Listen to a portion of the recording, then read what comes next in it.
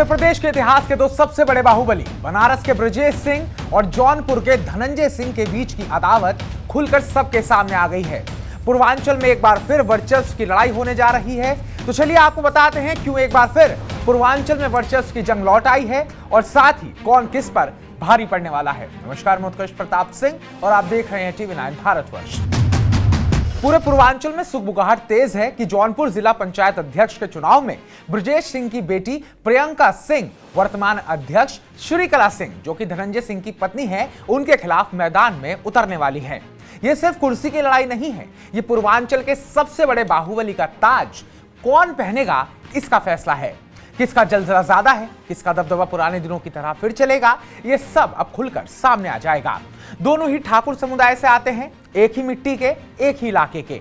फिर ये दोनों आमने सामने क्यों खड़े हो गए, चलिए आपको जरा बैक स्टोरी बताते हैं। उत्तर भारत में गैंग वॉर की जो सबसे बड़ी कहानियां हैं, उनमें हरिशंकर तिवारी वर्सेस वीरेंद्र शाही के बाद मुख्तार अंसारी वर्सेस बृजेश सिंह वाली सबसे फेमस रही। पॉलिटिक्स में मुख्तार अंसारी भारी पड़ते थे, लेकिन क्राइम की दुनिया में बृजेश सिंह उन्हें सीधी टक्कर देते थे। बाकी नाम अपने जिले तक ही सीमित थे।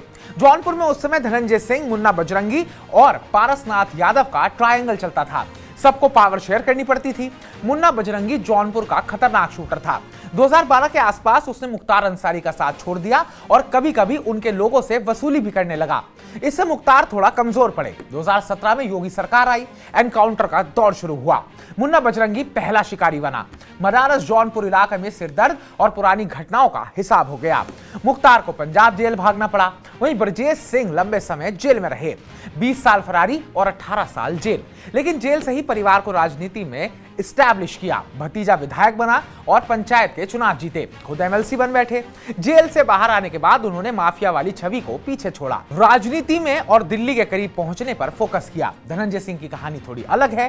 पहले उनका प्रभाव जौनपुर तक ही लिमिटेड था, लेकिन युवाओं में लोकप्रियता, राजनीतिक बाहुबल और प्रशासनिक पकड़, बाकी आर्थिक ताकत ने उन्हें मजबूती दी। आज वो उत्तर भारत के सबसे मजबूत चेहरों में गिने जाते हैं। गोरखपुर तक उनकी पुरानी पहुंच बेहतर मानी जाती है। पहले दोनों साथ हुआ करते थे।